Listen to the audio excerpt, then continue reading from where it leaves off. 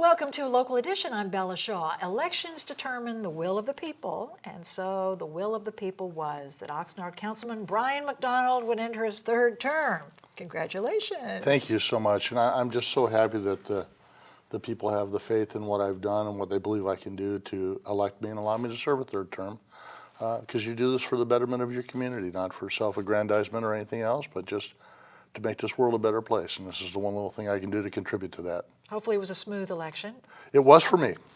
I was very pleased. There were some other races that Mudslinging and a little bit of mudslinging, a little bit of up in the air, and this is true on all levels, from presidential on down Sure. to the local races. This has been a very unusual election cycle, and sometimes entertaining, sometimes frustrating to watch. It was interesting, the campaigning that went on. A lot of times you get a flyer, it's saying to vote against this person, but yet there's their picture and their name.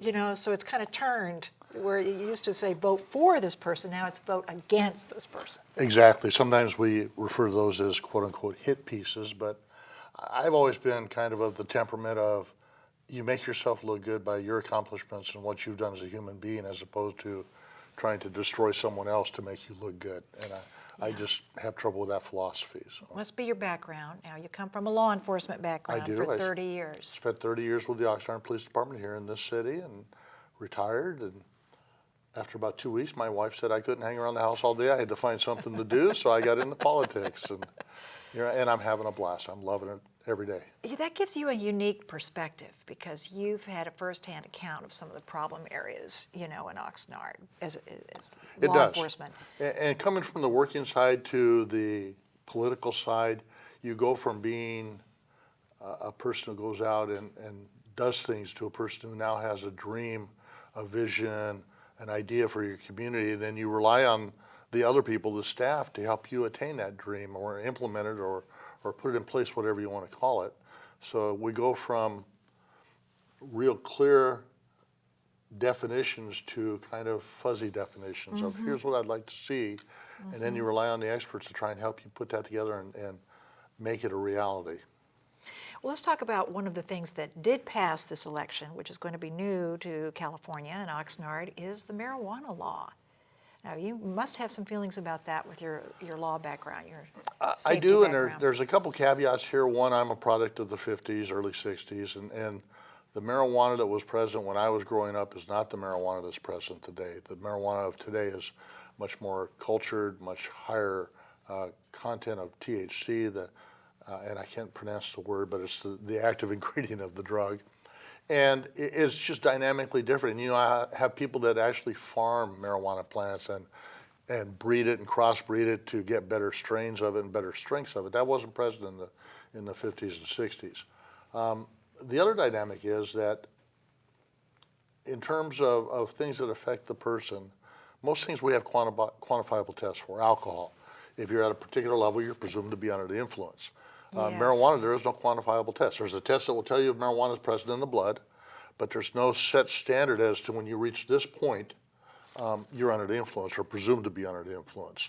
Now, arguably, we could still make that determination by physical testing and testing their ability to properly operate machinery or vehicle or whatever, but it's not as clear cut as it is with alcohol. So there's a lot of work to be done in terms of how we get to a point where if we allow people to do what they want to do in the privacy of their own home. I don't think anybody has a problem with that. It's just so long as they don't interfere with the safety of the public or the community at large. And that's the gray area right now. If someone wants to sit in their house and smoke marijuana, personally, I could care less. All right. But when they go out and operate a motor vehicle, not realizing that they're under the influence and they are, that poses a huge threat to the community at large. And that's where I have real issues. I'm sure there'll be some studies, too, on secondhand smoke from marijuana. I'm sure there will. And we've gone through this discussion with tobacco smoke, where people don't want to be exposed to secondhand tobacco smoke because of the negative effects on the person, you know, potentially cancer or other illnesses. I'm sure the same thing will be there with marijuana, and that there are people that will not want to be exposed to marijuana, either directly smoking it or by secondhand inhalation of it. What will it do to the drug trade? Do you think there'll be less crime and more people not getting misdemeanors and thrown in jail for trafficking? And you know, there's several arguments out there, or several discussions out there. One, they're saying that it will put the illicit drug trade out of business because we're going to be selling this across the counter. I think that there may be some occurrences where people try to take advantage of particular shops if they think there's an opportunity to commit a crime within that shop, and you're seeing that in other communities where some of these shops are tending to be robbed more often than other shops. Or if you talk to some of the cooperatives that are already around, they will tell you they don't allow people to come to their place of business, that they're delivery only. And the reason they don't allow people to come to their place of business is they're worried about criminal activity, either losing their product, losing their proceeds, or what have you.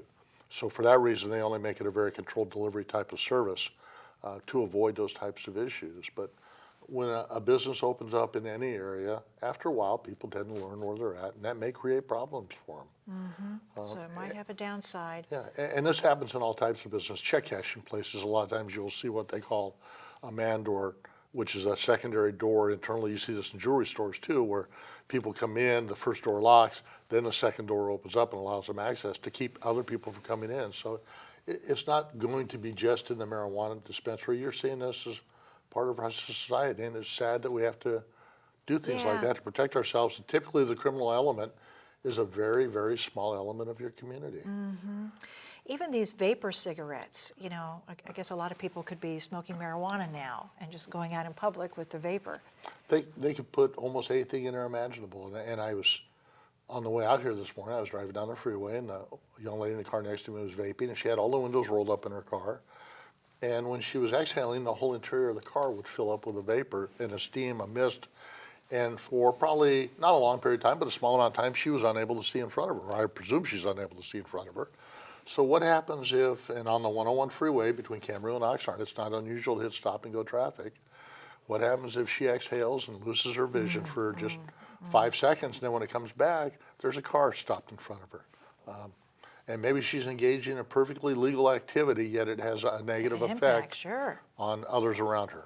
What does that say about society, Councilman, that, you know, we have a Band-Aid approach now, alcohol, prescription drugs, antidepressants, now we have the marijuana.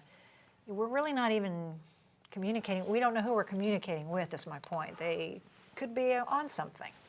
It could be, and it may be by choice or on something, or may not be by choice that they're on something. Maybe they have a mental health issue, and we never know that because it's not outwardly apparent that when you talk to someone until you really get into the conversation that maybe something else is going on besides you're talking to a normalized person. And maybe it's a physical issue, maybe it's a mental issue, maybe it's a medical issue. You don't really know, and it's hard for a lot of us to gauge that just in initial conversations. Or maybe, and I know people do this all the time, you'll see someone walking down the street and you'll make a characterization of that person, and then when you stop and actually engage them later on or talk to them and stuff, you realize that characterization was wrong. That your whole viewpoint was skewed because of your own personal perceptions or what have you. Yeah, you go to the doctor, your leg hurts, he's going to prescribe a pain pill, you know? Yeah, that's the easiest fix. And you know, going back to the marijuana real quickly, it's been in several cultures for hundreds of years, centuries.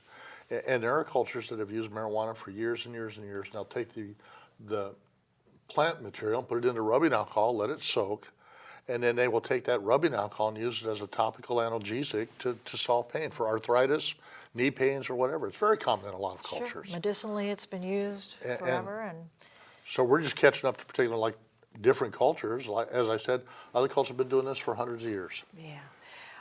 Oxnard Councilman Bryan MacDonald, it was so nice to have you. And again, congratulations on your third term. Thank you. Thank you for allowing me to be here and share my thoughts with you. I'm Bella Shaw. Thank you for joining us here on Local Edition.